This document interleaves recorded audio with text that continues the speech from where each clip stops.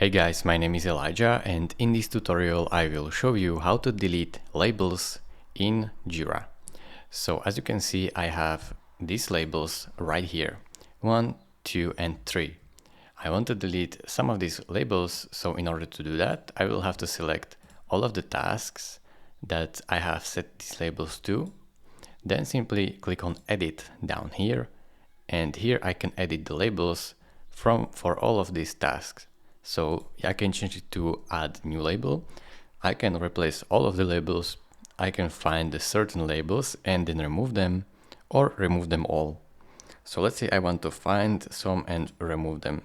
So I want to remove only the 2 and the 3. I want to keep the 1 label. Now let's head over to next right here, and it will preview and confirm bulk updates below. So find and remove 2 and 3. It's okay, then press confirm. Now it will find them and remove them for you.